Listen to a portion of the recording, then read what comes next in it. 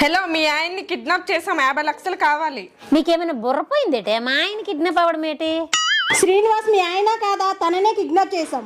అయ్యో, ఎంత పని జరిగిందే! మా ఆయన కిడ్నాప్ అవ్వాలా? నేను ఏడియోడు ఎలా చేసేదే? 50 లక్షలు ఇస్తే మీ ఆయన్ని వదిలేస్తాము.